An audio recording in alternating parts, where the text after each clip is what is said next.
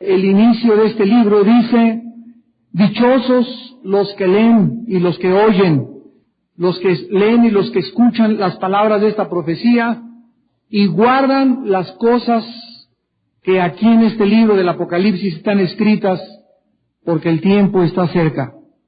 El tiempo está cerca. Estas palabras fueron escritas hace 2000 años y podríamos decir qué tan cerca está que pasaron 2000 años y nada de lo que está aquí ha acontecido. ¿Por qué dice el tiempo está cerca? Porque si el Apocalipsis o los juicios de Dios sobre el mundo no llegan durante tu vida, van a llegar cuando te mueras. Y así como estos astronautas hace 2 días venían a 20,000 kilómetros por hora, 60 kilómetros de altura, y desde que salieron de la Tierra, pues se despidieron y sus familias lo estaban esperando, todos ellos menores de 45 años, jamás volvieron a ver a su familia, y se desintegraron en milésimas de segundos. Así es nuestra vida. Ellos no se imaginaron que en los próximos 15 segundos ya no iban a vivir. Y de repente estaban donde estamos, y no van a amanecer en Marte ni en Júpiter, sino despertaron en la presencia del Creador del universo. Unos para bien, otros para mal, dependiendo cuántos de ellos. Estoy ahorita informado que 4 de ellos eran cristianos, uno de ellos, Hilá Ramón, el que era de nacionalidad israelí. Así que pues, así es la vida, ¿verdad? Tú no sabes, en el carro, en la carretera o en la noche, un embolio, un ataque al corazón, no sé. Hay tantas formas de morir para niños, jóvenes, grandes, adultos. Nadie tiene escrito que vamos a vivir mañana.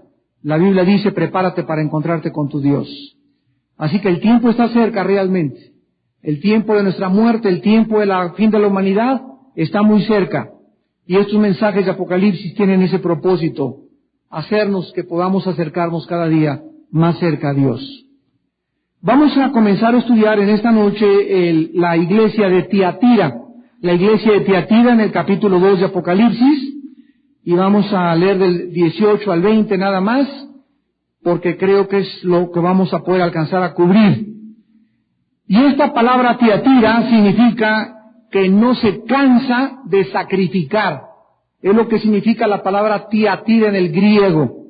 No se cansa de sacrificar. En otras palabras, esta iglesia se caracterizó por ser una iglesia que toleraba el pecado.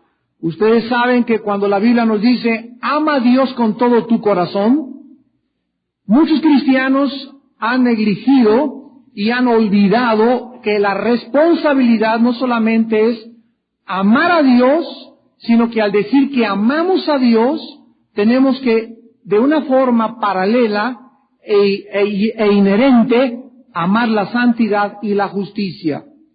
Tú no puedes decir que amas a Dios sin que tú aborrezcas y odies, escucha las palabras que estoy usando, sin que tú aborrezcas y odies la maldad y el pecado. En la cruz de Jesucristo Dios nos mostró su amor, pero al mismo tiempo el amor lo vemos nosotros al morir Cristo en nuestro lugar. Pero vemos el odio y la indignación justa y santa de Dios a Él tener que castigar a su Hijo. Entonces Dios castiga a su Hijo. Dios permite que su Hijo muera en manos de criminales y de pecadores. Ahí vemos la indignación intensa, el odio de Dios por el pecado, al grado que lo llevó a sacrificar a su Hijo. Y de su Hijo hacia nosotros vemos su amor. Entonces la gente no ha comprendido el amor ni el odio de Dios, mucho menos. Porque para nosotros como seres humanos nos es incomprensible entender y creer cómo puede Dios odiar. Porque para nosotros el odio es algo negativo. Sin embargo, hay un odio bíblico que es justo y que es santo, cuando es motivado ante la indignación de la maldad. Entonces, cuando tú vas caminando por la calle, les decía yo el domingo, y ves que una persona está abusando de una niña de 10 años o tratando de violarla, no vas a llegar a decirle: en el nombre de Jesús, peace and love, suéltela por favor. ¿Verdad? Llegas y lo agarras a patadas a ese tipo, o si tienes una pistola le das 2 o 3, 4 tiros en las piernas, o usas la violencia y la fuerza. ¿Por qué? Porque estás usando la indignación para proteger la vida y la santidad de la vida y la dignidad humana. Si te encuentras a Bin Laden ahorita en la esquina, ¿qué haces? Bin Laden, Cristo te ama. ¿Verdad? Tú no puedes, vas a tener que usar tal vez la fuerza para agarrarlo, esposarlo, entregarlos a las autoridades. Y esta indignación que nosotros manifestamos ante el pecado y nuestro odio ante la maldad es justificable en la Biblia por Dios. Cuando el odio no es permitido es cuando es motivado sin tener ninguna base por motivos egoístas y para satisfacer nuestras emociones. En la Biblia el odio no es mucho más que una emoción. En la Biblia el odio es una actitud. No es una simple emoción, es una actitud, repito, ante la maldad y ante el pecado. Entonces, en este mensaje que en esta noche vamos a analizar, vamos a descubrir que no podemos nosotros como cristianos tolerar el pecado. Hace ratito teníamos una junta a los pastores y yo les comentaba que la gente tacha, por ejemplo, si pasara un carro ahorita de homosexuales así encuerados todos y en ropas menores, ¿qué haríamos los cristianos ante ellos? Si los agrediéramos, seríamos acusados de racistas, de intolerantes, de discriminarlos.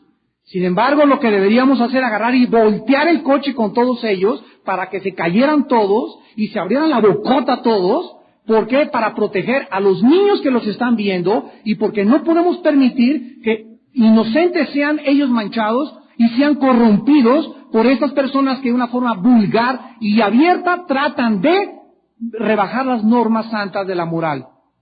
Entonces la gente cualquiera diría, ay, que el cristiano yo creo que puro peace and love y puro misericordia y puro amor. El infierno es una prueba de que Dios odia el pecado. Y el infierno es una prueba que Dios no tolera el pecado.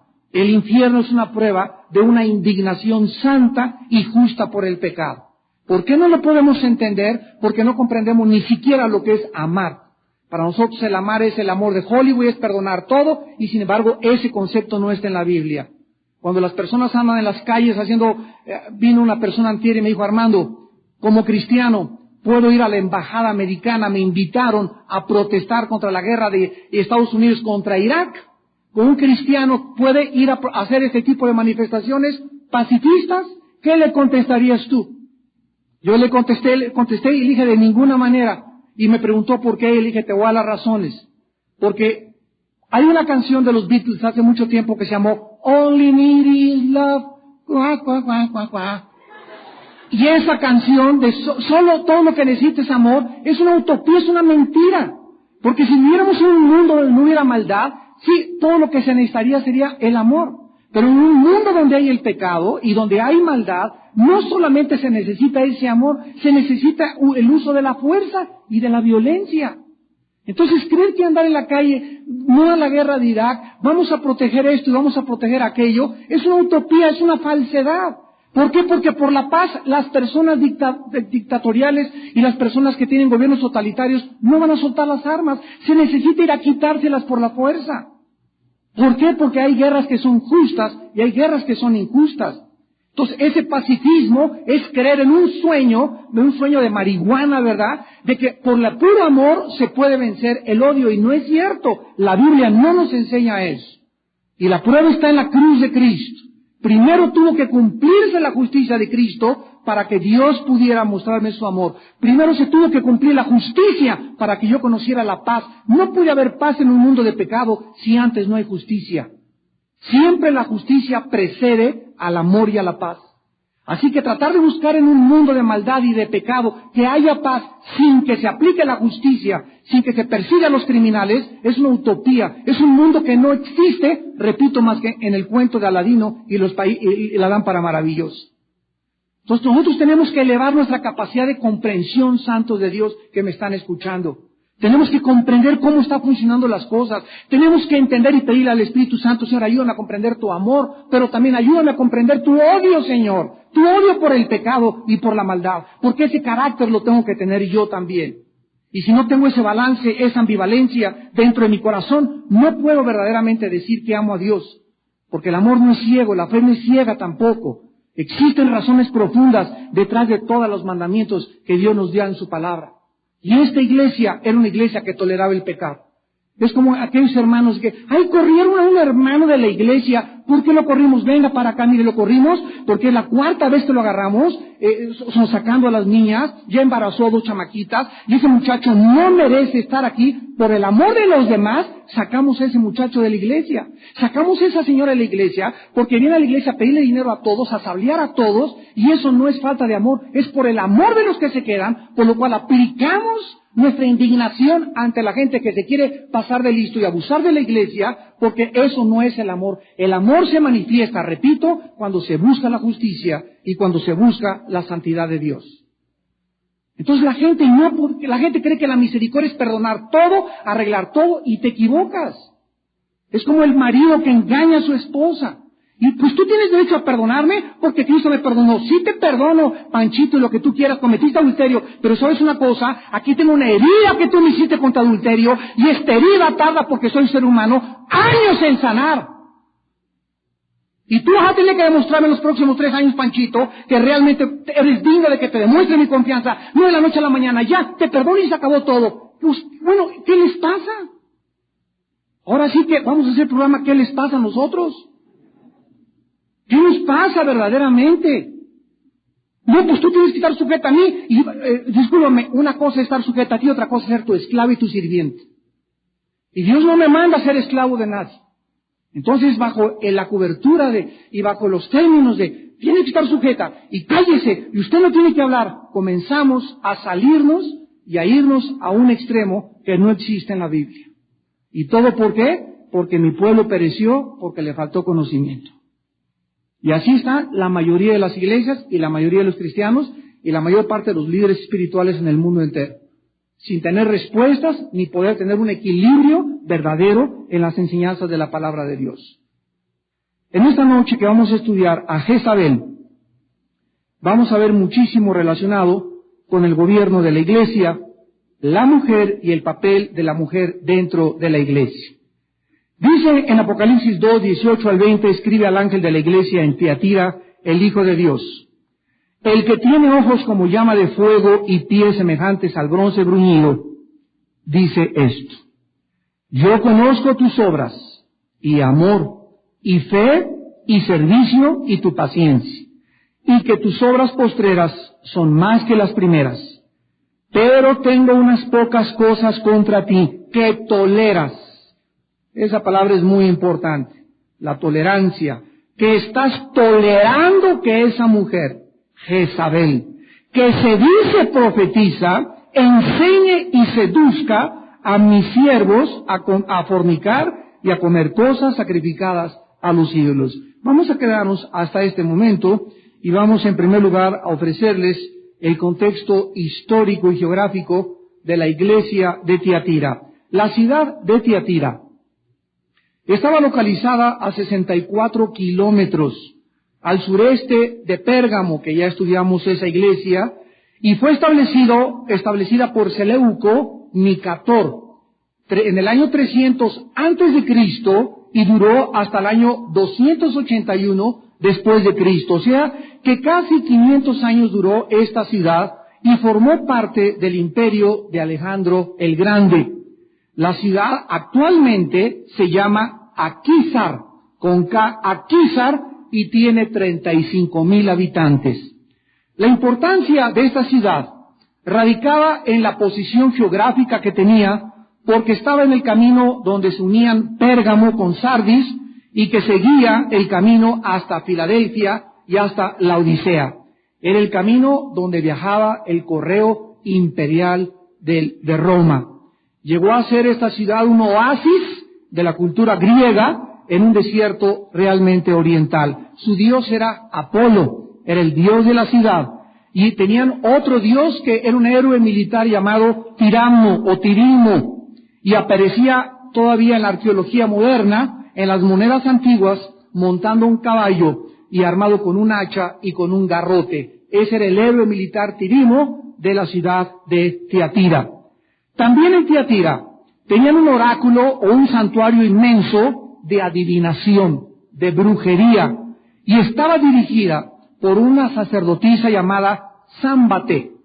Era el centro, además, de la industria del teñido, de la lana y de las telas. ¿Se acuerdan ustedes en Hechos 16 a Lidia, la que vendía púrpura? Bueno, ella era natural o había nacido aquí en esta ciudad de Tiatira. Muy bien, esta iglesia estaba teniendo dos problemas principales.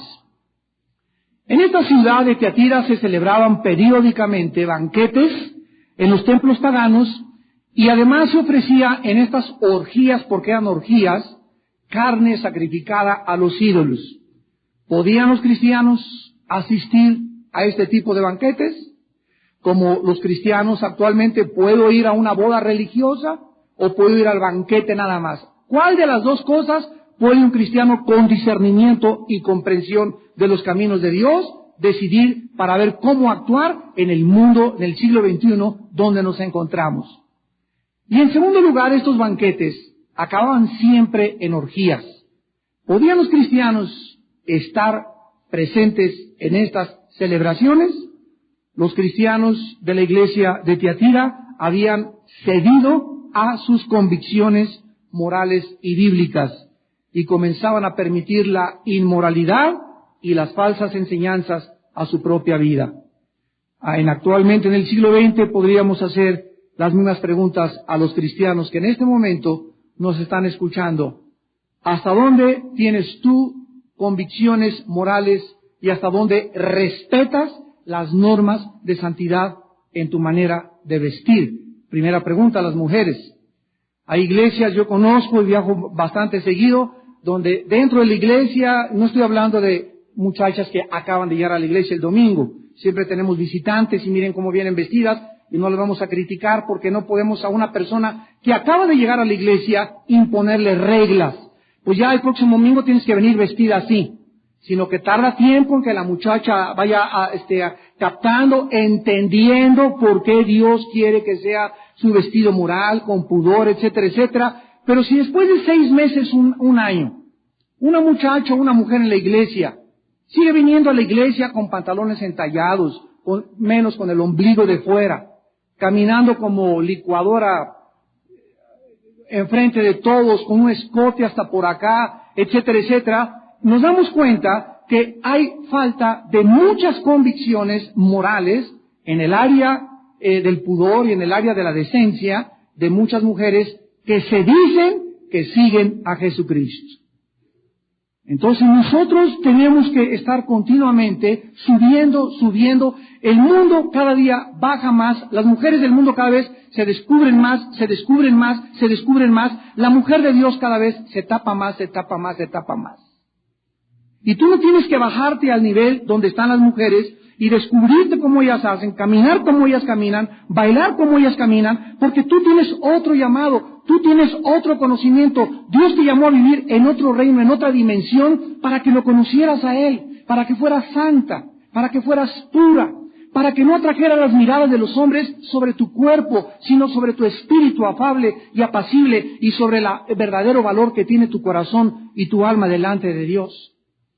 Atraer las miradas sobre tu cuerpo hará, ¿verdad?, que algún día te acaben violando, te acaben secuestrando. La mayor parte de los violadores dicen eso, es que esa muchacha pasaba enfrente de mi casa y pasaba enfrente de mi casa con sus pantalones apretados y se vuelve obsesión. Y tú no tienes por qué estar tentando a los hombres y mucho menos si eres casada. Así que esta iglesia es un tipo de las iglesias del siglo XX que toleran, que permiten que las normas de la santidad sean rebajadas y comienzan a manifestar una conducta dentro de la iglesia igual a la que existe fuera de la iglesia en el mundo. Cristo comienza describiéndose a sí mismo como el Hijo de Dios. Dice el versículo 18, el Hijo de Dios, el que tiene ojos como llama de fuego y pies semejantes al bronce bruñido, dice esto. Este título enfatiza su deidad y es muy significativo porque en el capítulo 1 de Apocalipsis, versículo 13, dice la Biblia, vi en los medios de los 7 candeleros a uno semejante al Hijo del Hombre. Aquí en el capítulo 1, versículo 3 es Hijo del Hombre. Aquí él se describe como el Hijo de Dios. ¿Por qué? Porque el Hijo del Hombre enfatiza su humillación y su identificación con todos los creyentes desde Adán.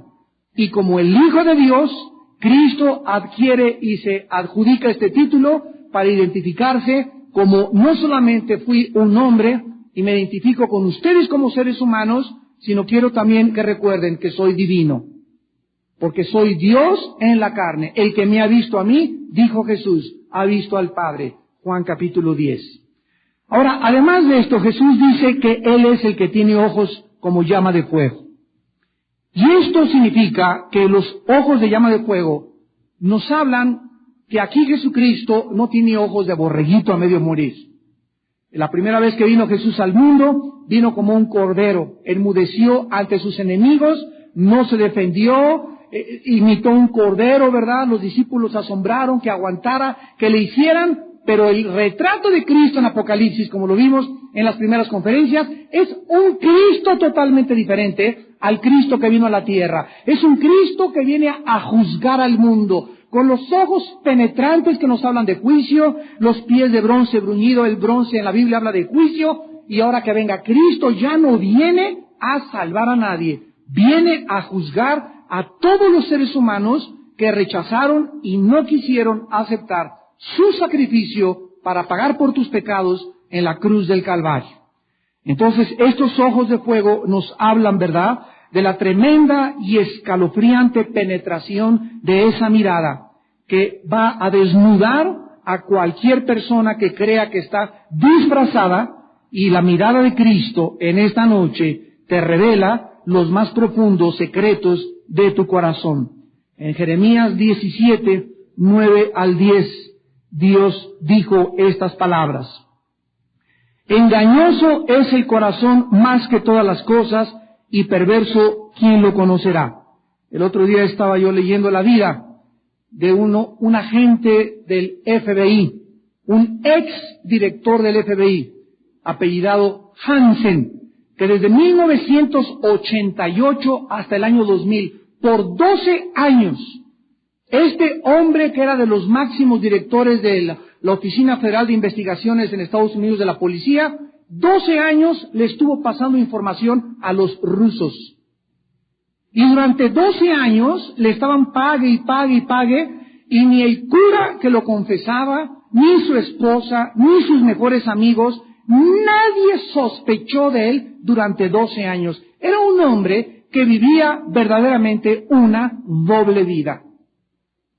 ¿Cuántas personas que me están escuchando viven una vida doble?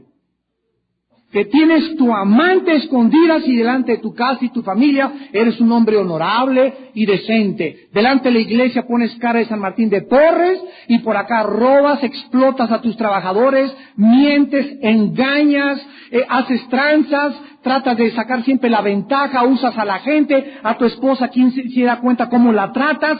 Vives una vida doble.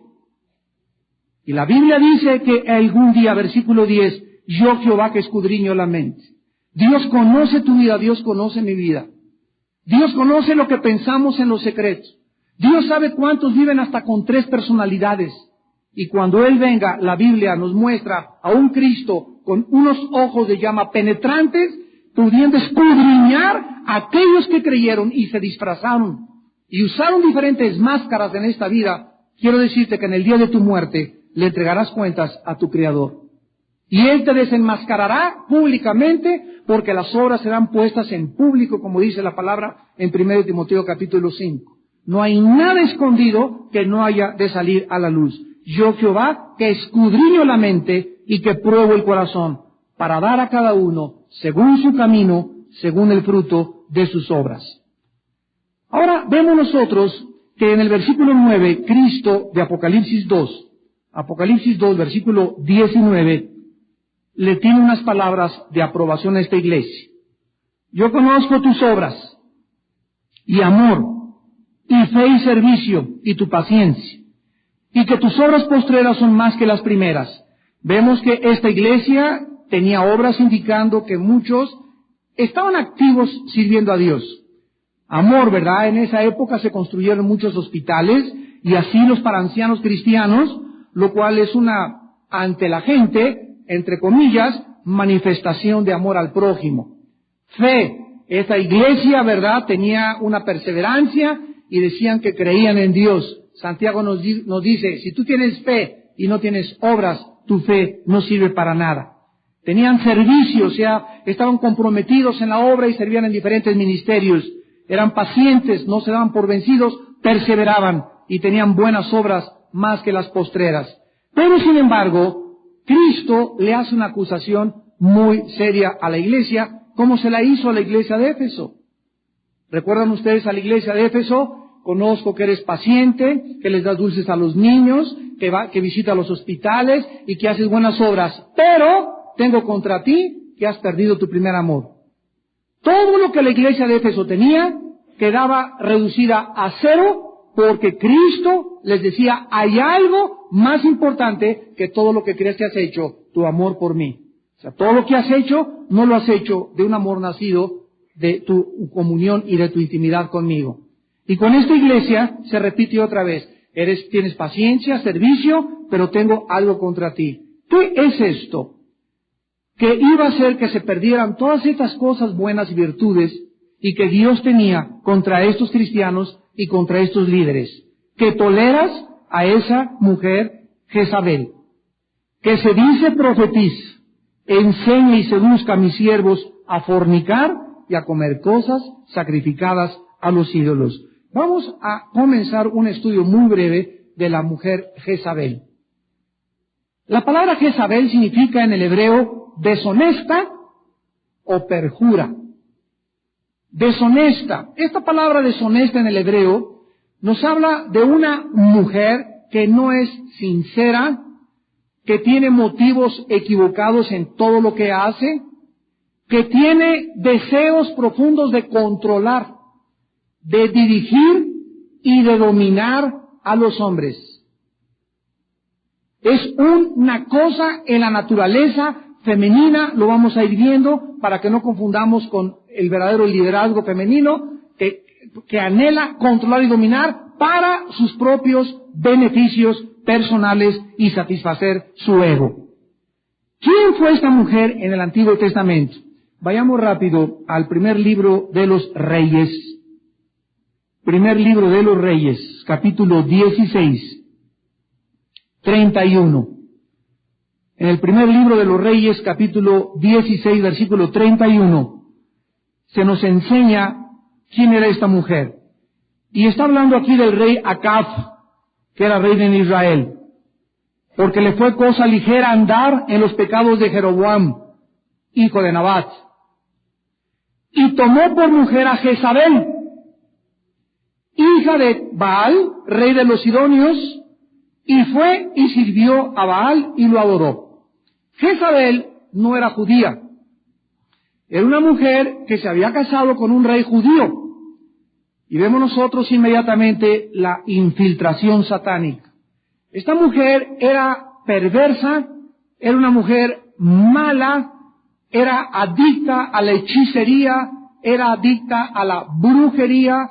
Ella conocía y servía muy bien a Satanás y a los ídolos falsos y se casa con un hombre malo, también llamado Acab, porque dice el versículo 31 que le fue cosa ligera andar en los pecados de Jeroboam. O sea, cuando Acab se casó con Jezabel, este rey ya andaba en la maldad.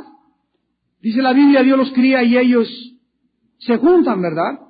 Dice Amós, andarán dos juntos sin que estuvieran de acuerdo, no. Entonces es común siempre que una persona es mala, a alguien que es malo se le pega. A un muchacho marihuano se le pega a uno que le guste la marihuana. Una muchacha que se acuesta con su novio, se le pega a una muchacha que también se va a acostar con su novio si sigues teniendo esa amiguita. Entonces dime con quién andas y te diré quién eres. Lo semejante, dice la Biblia, atrae a lo semejante. Entonces este hombre andaba en el camino del mal, viene el Satanás y le da el puntillazo, poniendo una mujer en su vida que era mala igual que él, pero él era Peter Pan comparado con ella. Porque ella era mala y perversa y fuerte de carácter, y él era malo y perverso y débil de carácter. Entonces nos damos cuenta quién gobernaba quién dominaba y quién daba las órdenes en esa casa, en ese imperio, en ese castillo, en ese gobierno. Ella. Esta mujer, dice la Biblia, ahora vayamos a 1 de Reyes 21, 25, 1 de Reyes 21, 25, dice que a la verdad ninguno fue como Acab, que se vendió. Vemos que era un hombre sin convicciones, era un hombre que no le interesaba leer la Biblia, era un hombre que no le interesaba consultar la Torah, se vendió para hacer lo malo ante los ojos de Jehová. Porque Jezabel, su mujer, ¿qué cosa? Lo incitaba. Cuando tú vas en el camino de la maldad y te apartas de los caminos de Dios, vas a encontrarte amigos y amigas que andan en ese camino, y esos amigos y esas amigas van a darte el puntillazo o te van a acabar incitando para que te degrades más, para que desciendas más bajo, para que corrompas más y más tu corazón y para que te alejes cada vez más de Dios. Esta mujer era lo último que necesitaba el rey Acab. Ella lo incitó a ser todavía más malo. Vayamos ahora al segundo libro de Reyes, capítulo 9. Y vemos que esta mujer no solamente era mala, perversa, bruja, sino que también era prostituta y hechicera. Los tenía todos. Dice Segunda de Reyes 9, versículo 22. Cuando vio Joram a Jehú, dijo, ¿qué paz hay para Jehú? Y él respondió, ¿qué paz? Con las fornicaciones de Jezabel tu madre y sus muchas hechicerías. Jehú fue el hombre que usó Dios para que matara a Jezabel. Y lo vamos a ver finalmente, ¿verdad? Que en un cuarto sube Jehú y busca a Jezabel. Ella se pinta porque se pintaba, ¿verdad? Con antimonio, unas ojerotas que se pintaba y unas chapotas que se pintaba. Ya, imagínense la cara de Jezabel, ¿no? Cualquiera se la puede imaginar. Y entonces Jehú le dice a los eunucos, échenla por el balcón. Y le echaron por el balcón, y cuando dio por el balcón, quedó desparramado totalmente, y llegaron los perros y se la comieron. Y lo único que le quedó fueron las palmas de las manos y los pies.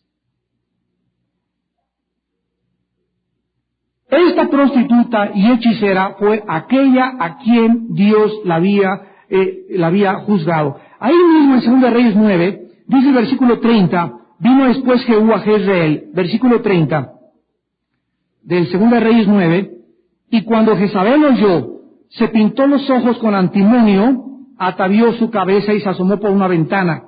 Y cuando entraba Jehú por la puerta, ella dijo, ¿sucedió bien a Zimri que mató a su señor? Alzando él entonces su rostro hacia la ventana, dijo, ¿quién está conmigo? ¿Quién? Y se inclinaron hacia él 2 o 3 eunucos. Y él les dijo, echadla abajo, y ellos la echaron, y parte de su sangre salpicó en la pared, en los caballos, y él la atropelló. Entró luego después que comió y bebió, y dijo, ahora vayan a ver a aquella maldita y sepúltenla, pues es hija del rey. Pero cuando fueron para sepultarla, no hallaron de ella más que la calavera, y los pies, y las palmas de las manos. Y volvieron y se lo dijeron, y él dijo, esta es la palabra de Dios, la cual él habló por medio de su siervo Elías Tisbita, diciendo, en la heredad de Jezreel comerán los perros las carnes de Jezabel. Murió pues, igualmente murieron sus hijos y todos sus seguidores. Regresamos al Apocalipsis, después de ver a esta Miss Universo. Y dice la Biblia que dentro de la iglesia de Tiatira se infiltró una mujer. Y para que nosotros en el siglo XXI pudiésemos darnos cuenta qué tipo de mujer, y los cristianos del Nuevo Testamento, se usó el nombre de Jezabel. Y ya con el nombre de Jezabel ubicamos las características de esta mujer del Antiguo Testamento y vemos que los espíritus que operaron en esta Jezabel, cuando murió Jezabel, los espíritus no se mueren, se salen de los seres humanos y siguen en el mundo vagando, buscando a alguien semejante, a quien se le puedan meter con las mismas capacidades. Si tu madre fue bruja y se murió tu madre y la enterraron, los espíritus de brujería de tu madre se le van a meter a cualquiera de ustedes como hermanos, sobre todo cuando no son cristianos. Uno es el premiado siempre. El espíritu de alcoholismo de tu padre va a alcanzar a sus nietos y a sus bisnietos hasta la tercera o cuarta generación, porque estas maldiciones, así se llaman maldiciones, dice la Biblia, alcanzan hasta 4 generaciones de los que odian a Dios y de los que rechazan a Dios. Por el nombre que dice Jezabel, que se dice profetiza, indica que esta mujer en la iglesia era una mujer mala, falsa profeta, seductora, coqueta, devoradora de hombres, ejercía una influencia tremenda sobre los varones, pero la influencia de ella estaba cubierta, estaba escondida. Nunca Satanás se presenta, ni los malos, ni les repito, ni las malas, ni los que se meten a la iglesia, a y a todas las iglesias, nunca se mete nadie así, llegó el lobo, me lo voy a comer a todos. Siempre entrará, como me acuerdo en el centro cívico, llegaron dos señoras, no les digo ni hermanas todavía, llegaron 2 hermanas y, pastor, sí, mucho gusto, queremos decirle que tenemos todos los dones espirituales, somos profetisas y venimos aquí a dar palabra del Señor a su iglesia. Cálmate, Débora, que le digo una, ¿verdad? Dije, miren, señoras, antes de que quieran abrir la boca, dije, en primer lugar, la primera regla, les prohíbo, así les dije, les prohíbo abrir la bocota en 6 meses. Ay, qué feo nos dijo. En segundo lugar, se van ustedes a trabajar al departamento de higiene o a lavar los baños y los pisos por 6 meses. Y después de que estén aquí trabajando en la iglesia, en las labores más bajas, ¿verdad?, que supuestamente son las más grandiosas delante de Dios, ahí voy a ver qué tanta humildad tienen. No duraron ni 2 días en la iglesia.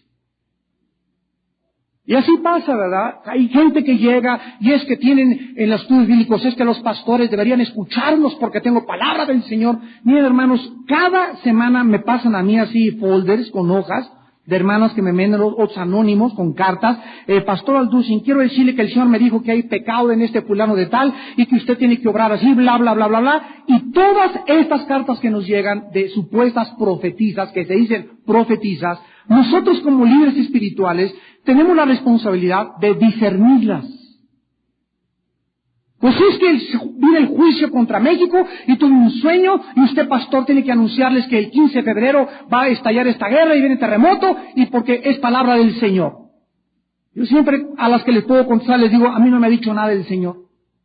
Y sabes una cosa, trato diario de estar muy cerca con el Señor. Yo no sé por qué el Señor, si me ama, me va a mandar un recado por otro lado. Si me manda un recado por otro lado es para confirmar algo que ella me dijo, pero no algo que es nuevo, ni que tampoco tenga yo que hacerte caso para poder yo dirigir ni siquiera el destino de la iglesia que Dios puso en nuestras manos como líderes para hacerle caso a tantas babosadas. Porque son babosadas. Son personas que tienen un ego tan grande que se creen profetizas. Esas personas siempre pregúntales, a ver, ven para acá, Débora. Quiero preguntarte, número 1, para poder, es la prueba de las falsas profetas. Quiero decirte, ¿cuántos versículos memorizas diario? ¿Cuántos versículos memorizas diario? Mira, para que puedas ser profeta de Dios, es la persona que anuncia los oráculos de Dios. Un profeta no es necesariamente el que anuncia el futuro, sino que es la persona que habla la conforme a la palabra de Dios. Si tú no estás llena de la palabra de Dios y no memorizas la palabra de Dios, ¿de dónde me sacas tus babosadas? ¿Y por qué dice que son babosadas? Te lo voy a mostrar con la Biblia. Vayamos a Jeremías. Ay, hermanos, esto ha pasado y pasará y seguirá pasando, desde el Antiguo como en el Nuevo Testamento. Dice en Jeremías capítulo 14, versículo 29, que Dios le mandó a su profeta a que dijera estas palabras. Jeremías 14, versículo 14. Jeremías 14. Me dijo entonces Jehová, falsamente profetizan los profetas en mi nombre. No los envié, ni les mandé, ni les hablé. Visión mentirosa, adivinación, vanidad y engaño de su corazón os profetizan. Engaño de su corazón os profetiza. Versículo 15, por tanto ha dicho Jehová sobre los profetas que profetizan en mi nombre, los cuales yo no envié, y dicen, ni espada ni hambre habrá en la tierra, con espada y con hambre serán consumidos, es profetas. Desde el Antiguo Testamento llegaban al pueblo de Dios, ¿quiénes? Hombres y mujeres con mensajes de Dios, entre comillas supuestos mensajes de Dios. Imagínense ustedes la enorme responsabilidad que tienes tú como padre de familia, yo como pastor, como un oficial en el gobierno, de discernir, de distinguir por el amor de Dios lo que es de Dios y lo que no es de Dios, porque si nos vamos con la finta y crees que es de Dios, te pueden sacar del camino, porque son enviados por el infierno. Vayan ustedes a Jeremías 23 ahora, Jeremías 23, versículo 16. Dice Jeremías 23, versículo 16.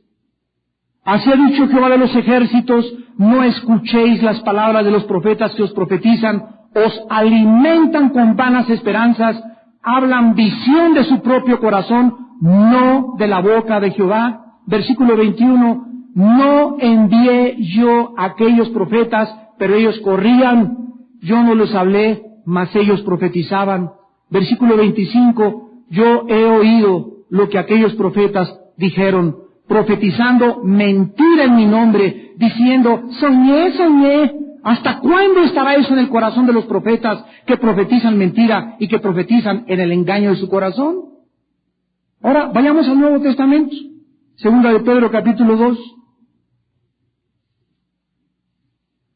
Para el que tenga dudas de que la Biblia y que la vida cristiana no es una guerra y no estamos en una guerra continua, en las guerras están ambos bandos, los países, tratando de interceptar los mensajes mentirosos de los mensajes correctos para que los enemigos no los hagan caer en su trampa. Juego de espías se llama esto. Bueno, en la guerra espiritual también lo hay. El diablo va a mandar a tu casa, va a mandar a tu matrimonio, va a mandar a tu familia, nos va a mandar aquí a la iglesia, falsos profetas, mensajes mentirosos que no vienen de Dios.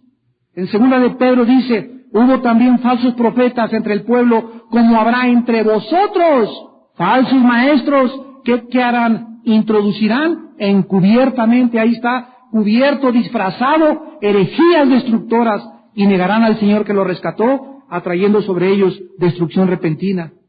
Ahora ven Primera de Juan capítulo 4, ¿cuál es la orden que se nos da? Primera de Juan capítulo 4, versículo 1, amados, no creáis a todo espíritu, no te vayas con la finta, no creas cualquier mensaje que te dan, no creas cualquier visión que te dijeron, cualquier sueño que te aparecieron, cualquier carta que te manden, no lo creas tan fácilmente, sino prueben los espíritus. Prueba el espíritu si es de Dios, porque muchos falsos profetas han salido por el mundo. Ahora vean 2 Corintios 11, 2 Corintios 11, versículo 13 al 15. 2 Corintios 11, del 13 al 15, porque estos son falsos apóstoles, obreros fraudulentos que se disfrazan.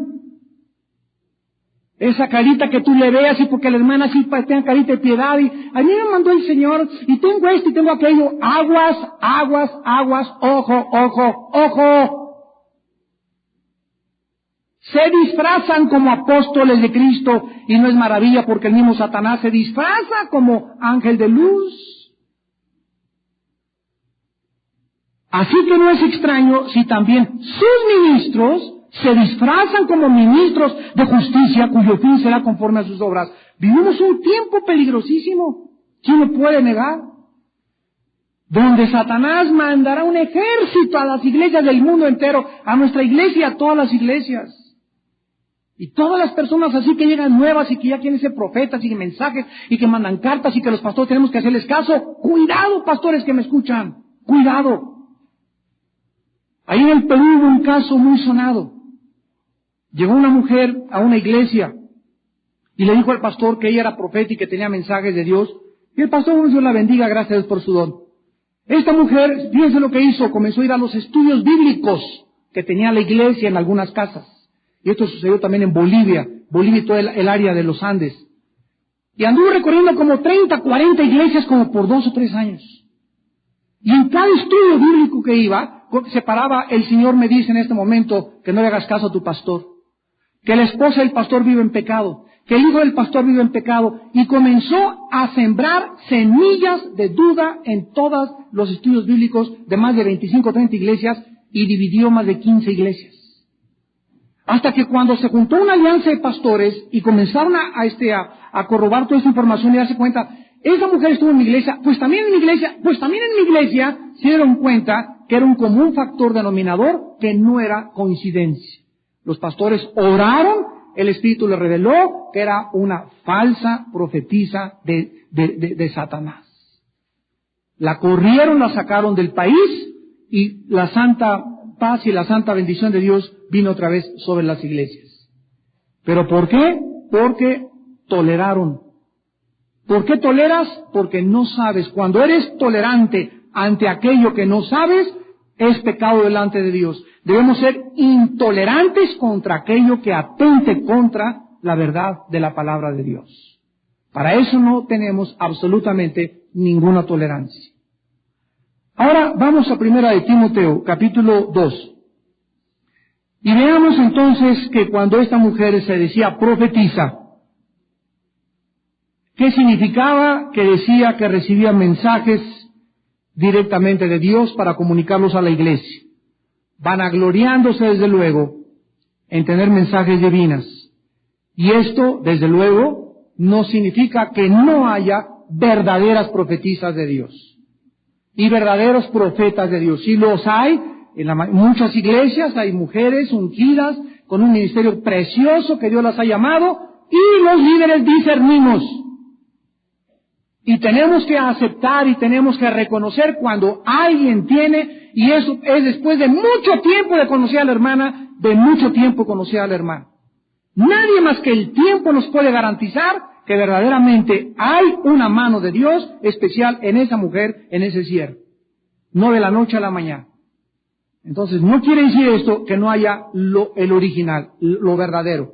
Porque sí lo hay. Hay lenguas verdaderas, hay sanidades verdaderas, hay gente que se cae para atrás, que las toma el Espíritu Santo, hay gente que ellas mismas se tiran para atrás, y hay gente que los chamucos se tiran también. Yo recuerdo una reunión que tuvimos en un congreso grandísimo en una ciudad de México, que el predicador comenzó así, pero de una forma indiscriminada a tumbar a todos. Me acuerdo que se acercó conmigo y de una forma descarada, así me puso el pie y me empujó con la mano. Y le agarré así el brazo y le dije, y lo jalé de la corbata. Y le dije, ¿sabes qué? Eso no lo hagas. Es una profanación contra el nombre de Dios. A mí no me tumbas a la fuerza, le dije. Dije, yo desde que veo una persona que pone la mano y te comienza a empujar, ten cuidado, quítale la mano. Nadie que te tiene que empujar. Si te caes y das el azotón, te tumba el Espíritu Santo. Y no vas a caer descalabrado. Entonces hay cosas que son de Dios y hay cosas que no son de Dios. Hay otra gente que no las tumba a nadie, pero tienen que caerse para sentir y que la gente lo vea, que el Espíritu Santo los tocó. Y sin embargo, es autosugestión. O el Espíritu verdaderamente te toca. Entonces, todo es falsificado en la iglesia de Dios. Nosotros tenemos que discernir qué es de Dios y qué no es de Dios. Pero los predicadores llegan, pum, pum, pum, pum, pum, pum, pum, ¿verdad? Mi Rambo.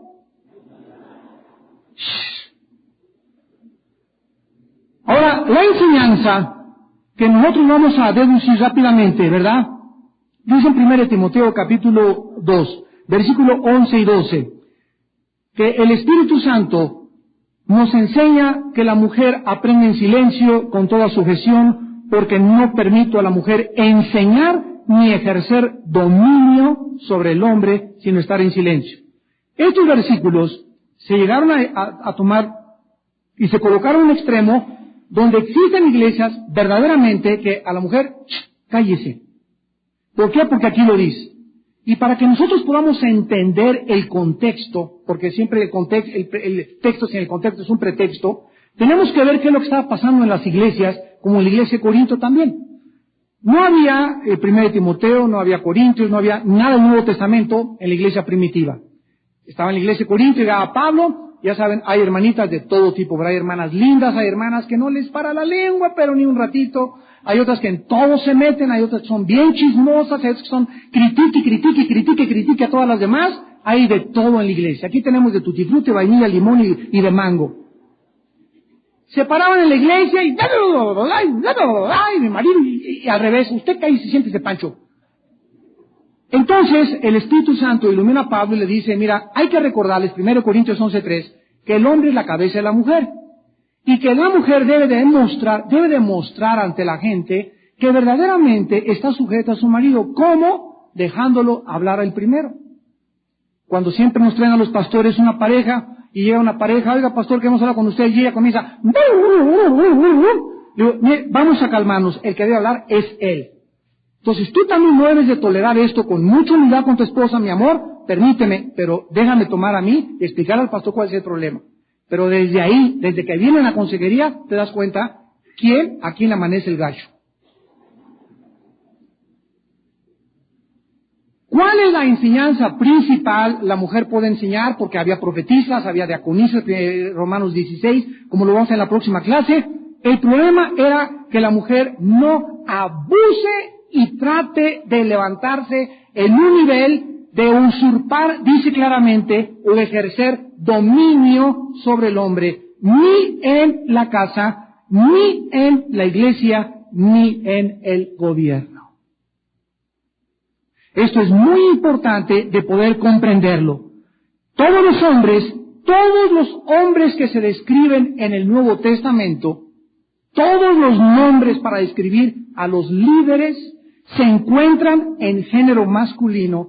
Damas y caballeros, teólogos que nos están escuchando, todos los nombres, obispos, episcopos, ancianos, presbúteros, pastores, todos los nombres que se usan para designar a los líderes o el liderazgo, con excepto de diaconisa, que no es líder, es un ayudante en Romanos 16, todos están en género masculino en la iglesia. Dios le entregó al varón la autoridad. Dios creó primero a Adán, y el gobierno de las naciones, el gobierno del hogar y el gobierno de la iglesia debe estar en manos de varones. Todas las palabras originales están absolutamente en masculino. Ahora vamos a comenzar a contestar preguntas que surgen inmediatamente, pero ¿qué de todas esas mujeres que se encuentran pastoreando? Yo conozco hermanas en Cristo que son pastoras y están haciendo una labor maravillosa. Escuchen esto, la voluntad de Dios es doble, es directiva y es permisiva. Y el hecho de que Dios permita algo no significa necesariamente que sea su voluntad. A ver si me van entendiendo. Dios quiere dirigir mi vida, eso es su voluntad directiva. Pero si yo me aparto de los caminos de Dios y me brinco las trancas y tú te casas con una persona equivocada, no digas, Dios quiso que me casara con este filisteo. No, Dios permitió porque nos dio la libre voluntad. Pero no era la voluntad de Dios que hicieras eso. Pasó lo mismo con el divorcio. Le preguntaron a Jesús, oye, explícanos, si está escrito que el hombre y su padre dejará y se unirá a su mujer a una carne, ¿por qué Moisés le dio carta de divorcio a los judíos? Y Cristo les contestó, por la dureza de su corazón. Pero no es la voluntad de Dios que haya divorcio. Pero por causa de la maldad del hombre, por la causa de hombres golpeadores, por causa del adulterio, Dios permitió que haya una separación para preservar la dignidad de sus hijas o de sus hijos y de los niños pequeños. Pero no significa que sea la voluntad de Dios. Las iglesias actuales gobernadas por mujeres solo tienen un significado. Dios lo está permitiendo por la ausencia de liderazgo de los varones. ¿Por qué hay mujeres pastoras y por qué hay tantas mujeres que están en muchas iglesias llevando un liderazgo y pastores que están haciendo muy buen trabajo? Porque no hay hombres. Nada más por eso. Es un síntoma de decadencia del liderazgo masculino en una iglesia. Cuando son puras mujeres las que mandan y las que gobiernan. Por un lado, gracias a Dios por estas mujeres que han tomado las riendas del liderazgo. ¿Por qué hay tantas mujeres que en su casa ellas le leen la Biblia a los niños? Ellas los llevan a la escuela. Ellas pagan la luz, ellas pagan la renta, porque los hombres son los baquetones, unos holgazanes, flojos, apáticos que han abandonado el liderazgo. Y creen que solamente toma un fémega, paga el gasto y la luz y ya te van esos 2 pesos. Creen que con eso ya cumplieron como hombres. Y eso no es ser hombre. Entonces, gracias a Dios por estas mujeres que han tomado las riendas en la casa, han tomado las riendas en la iglesia, y han tomado las riendas en el gobierno, como Margaret Thatcher y otras grandes mujeres estadistas, que mostraban la corrupción del liderazgo masculino en los mismos gobiernos. Pero no es la voluntad de Dios que así sea. Cristo le dijo a las personas que no lo querían adorar, si ustedes no me adoran ni me alaban, hasta las piedras me pueden alabar. Dios puede levantar aún lo que ni siquiera nos imaginamos para poder entenderlo. Ahora, todas estas mujeres que toman el liderazgo son Jezabeles, de ninguna manera. Existen cantidad de mujeres, repito, ungidas por Dios, que aman verdaderamente a Dios y a sus ovejas y que están realizando un trabajo maravilloso en la evangelización y en el pastorado de las almas. Entonces, ¿a qué tipo de mujeres se refiere Jesús con las Jezabeles en la iglesia? A estas mujeres que tienen espíritu de control, dominio, manipulación, chantaje y la usurpación de la autoridad masculina, tanto en el hogar como en la iglesia. Vamos rápidamente a Isaías 3 y vemos este fenómeno en el pueblo de Dios en el Antiguo Testamento. Isaías capítulo 3. Versículo 12. Y vean ustedes un síntoma de decadencia en el pueblo de Dios. Isaías 3:12. Los opresores de mi pueblo son muchachos y mujeres se enseñorearon de él. Pueblo mío, los que te guían te engañan y tú eres en el curso de tus caminos. Un síntoma de decadencia en el Antiguo Testamento fue cuando los jovencitos eran los que tomaban el liderazgo junto con las mujeres, porque los hombres habían apostatado. Los hombres andaban fornicando, andaban viendo pornografía, andaban emborrachándose, traicionando a sus mujeres, siendo desleales a sus hijos y a su propio matrimonio, y por eso Dios los hace a un lado y levanta a las mujeres y bendice a las mujeres, como lo está haciendo en el siglo XXI en que estamos viviendo. Estas mujeres son las que están tratando de dirigir, de gobernar y de provocar temor sobre los miembros en las iglesias con falsas profecías. Se dicen profetizas, recuérdalo, pero sin embargo son sueños y visiones mentirosas. De toda esta falta de orden dentro de una iglesia, escúchenme líderes, de toda esta falta de orden dentro de una iglesia, en una casa el responsable es el Padre, en la iglesia somos nosotros. Nosotros no podemos tolerar. No lo podemos tolerar y lo debemos detener inmediatamente. Todo líder espiritual que no ejerza control y tolere este tipo de mujeres dentro de su iglesia, acabará tarde o temprano, comprometiendo sus convicciones con el mundo y va a acabar fornicando, y el varón que abandone el liderazgo que Dios le ha entregado, tarde o temprano, este varón será juzgado. Oremos. Padre, te damos gracias porque nos sigues amando al enseñarnos la verdad. Sabemos que no puede existir el amor sin la verdad, porque el amor no es ciego, ni tu misericordia tampoco. Te damos gracias porque nos has dejado delineado en la Biblia claramente el orden de la iglesia, el orden en el hogar y el orden en las naciones. Y te damos gracias, Señor, por las mujeres, la ayuda idónea que has traído a nuestra vida y nuestro matrimonio, que nos ayudan y nos fortalecen a seguir adelante. Gracias por esas mujeres que en los hogares han recogido las riendas que sus maridos han tirado. Maridos machos que han creído que ser hombres es ser peleoneros, borrachos, parranderos y jugadores. Gracias por esas mujeres valientes, Padre, que han sido abusadas y que tú tienes grandes recompensas para ellas. Gracias por las iglesias también, donde los hombres abandonaron el liderazgo y creyeron que la religión era cuestión de las mujeres, y las mujeres levantaron las riendas y están predicando tu palabra santa. Gracias por ellas. Gracias por todos aquellos corazones que solo tú conoces, que son rectos delante de ti, que te aman sinceramente y que aceptan el diseño establecido por ti en tus sagradas escrituras. Gracias, Padre, porque al poner al hombre como cabeza de la mujer, nunca quisiste significar que seamos mejores que ellas, ni que las tengamos también que aprovechar dominándolas, ni convertirlas en nuestras esclavas y menos en nuestras sirvientas, porque Dios, la Biblia dice que debemos tratarlas como mujeres frágiles, como vasos frágiles, coherederas de la gracia con nosotros, para que nuestras oraciones no tengan estorbo. Pero si tú eres una mujer que tienes este matriarcado que heredaste tal vez, y que te gusta dominar y en tu sangre está el controlar a tu marido, entrégaselo a Dios en esta noche. Porque si tú continúas avanzando, tus hijos van a crecer lastimados e inseguros. Dios creó el diseño de Dios en el lugar para que el varón sea la cabeza, el sacerdote, el líder de su casa.